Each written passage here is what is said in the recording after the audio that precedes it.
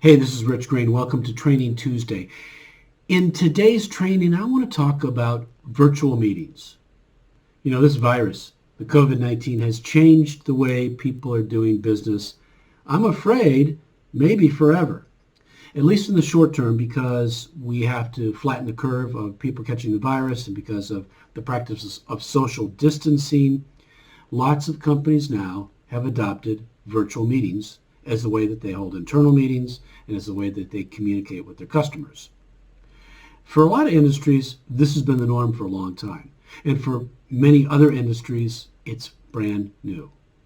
And I've been talking to a lot of people about how they're getting on in business, and there seems to be a bit of trepidation about the use of virtual meetings, especially for those who've never done it before.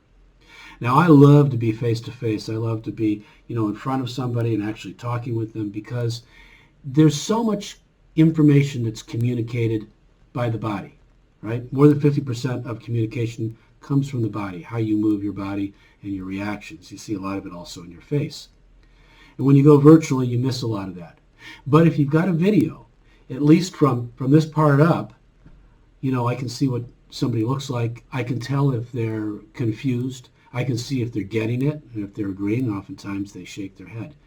So virtual meetings really aren't all that bad. And today I want to spend some time talking about how you can make the best of a virtual meeting. Actually, how you can get more out of a virtual meeting than you might be able to get out of a meeting that you do in person. So I've got a number of topics that I want to cover. This isn't a how to conduct a virtual meeting. I'm not going to go into technology. I'll tell you that there are a lot of good software packages out there. There are a lot of good services that are out there. A couple that have been around for a long time are WebEx and mypc.com. They've been around for years and years.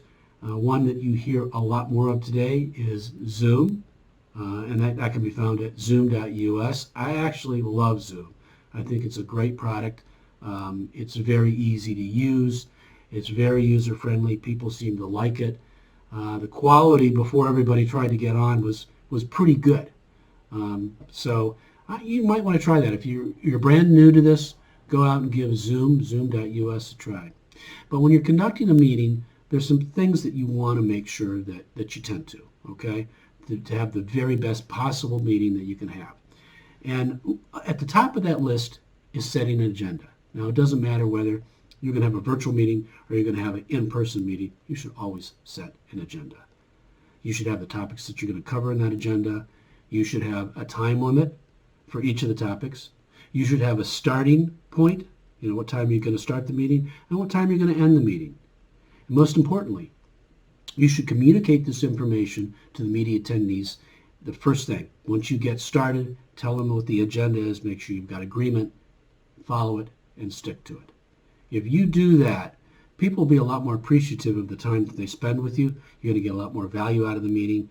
You're going to be directed, and I think it's going to be an enjoyable experience for you. So always, always set an agenda. Use live video. Now, this may seem intuitive. It may seem that's, like everybody's going to do it. Why wouldn't they do it? Well, oftentimes you'll find that they won't do it. And there are a variety of reasons why they won't have live video. But you want live video because remember the piece that's missing from the face-to-face meetings is seeing each other. So wherever possible, you want to encourage your members to use live video. Most of the laptops that exist today, whether it be a PC or a Mac, have a camera in them. And if you don't have one in a desktop, there are lots and lots of very inexpensive cameras, external cameras that you can attach and use. So I would encourage you to use live video because there may be times when you've got people from a variety of time zones, depending upon where in the world they're joining you from. It may be very, very late at night, and there may be reasons why you don't want to have the video on. But I think mostly you want to try and encourage people to use their video. Okay, it's going to make the meeting a lot more fun, enjoyable, and effective. Make the meeting interactive. This is really, really important. Here's the thing that's real different about a virtual meeting versus an in-person meeting. If I'm sitting across the table from you, you're going to see right away if I'm not paying attention. You're going to see right away if I'm doodling or doing something else that I shouldn't be doing. It's a little bit harder when you're having a virtual meeting. In fact, a recent study showed that more than 60% of the people that are involved in virtual meetings are multitasking. They're doing other things that they probably shouldn't be doing, like answering email or straightening their desk or writing a note. And so you want the meeting to be interactive. How do you make it interactive? Well, one of the ways you do it is one of the things that you would do in a meeting that's face-to-face. You'd ask questions. You'd ask for members to participate. You'd solicit feedback. One of the really cool things that you can do is share your screen. So if you're working on a project together or you have a document, you could share your screen and open it up for other members to add to it so that you really are getting a group interaction. So I think that's a really important thing that you want to keep in mind. You want to record the meeting. Okay, I think that one of the great values of having a virtual meeting is the ability to record it. It can act as a repository of everything that's been said, and it also continues to deliver value even after the meeting is ended, because what happens if somebody wasn't able to attend the meeting? They can just watch the live recording, the live video recording of what happened in the meeting. The other great thing that you can do is you can take the video and you can have the audio transcribed so that you can have a written record of everything that was said in the meeting. And there's a lot of places you can do that too. One of my favorites is rev.com, rev.com. You send the video to them, and I think for about $1.25, they will take the audio recording and transcribe it for you. So that's a great way to continue adding value. Use chat. Most every single one of these services has a chat feature. And the thing I like about chat is that if you have an agenda and you have a member that's maybe not scheduled to participate or speak during the meeting, here's a great way for them to ask a question without interrupting everybody.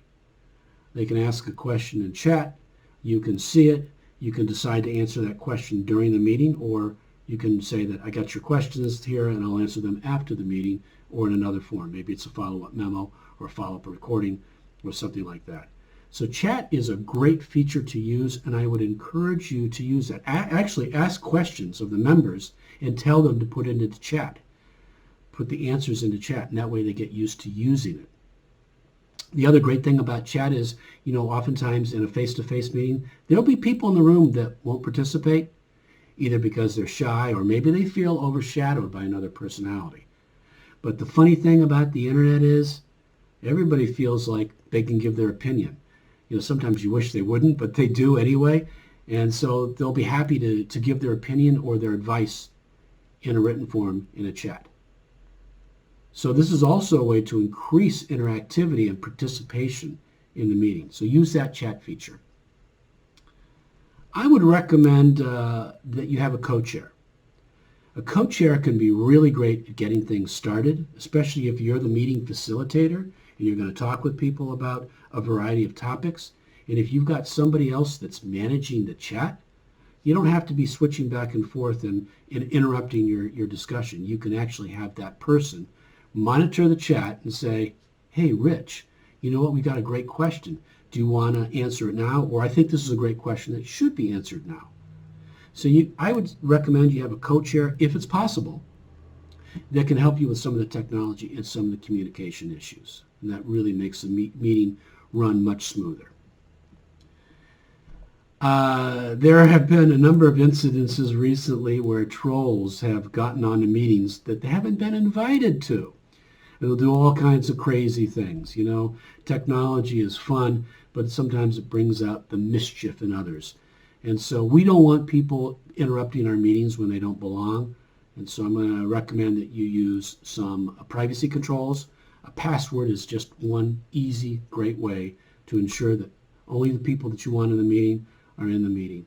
You set a password for the meeting. You make sure that only the members of the people that you want to invite to the meeting get that password. And it's going to go a long way to helping that the trolls don't actually get into your meeting and interrupt things. Practice the technology. This is the final and probably the most important tip that I'm going to give to everybody. If you've never used this technology before, or if you've used a conferencing technology and you're switching to a new technology, things sometimes are a little bit different. Like anything in life, practice makes better, right? So Practice, learn all the features, learn the functionality. Practice doing all the things that you would normally do in a meeting. Practice how that chat might work and how you might utilize that. Do it as long as you need to do it till you feel like you're proficient. Do not make the first time you use this technology the first meeting that you have, either with a client or with your team. You want their experience to be the best possible, right? You want them to think that you've been using this forever. You want them to feel like things went smoothly and they want to come back and have another meeting just like this. I hope these tips have been helpful to you. If you'd like, there's a link here below the video where you can click on and you can download the 5 do's and the 5 don'ts when you have a virtual meeting. It can be really helpful, be something that you can actually send out to the meeting attendees because it tells them about how they should behave, the things they should do, and the things they shouldn't do. And I think you'll find that of great value as well. Go ahead, try out your virtual meeting. I think you'll be excited. I think you'll be enlightened. I think it'll be a new way of communication for a lot of you that will really be of significant benefit.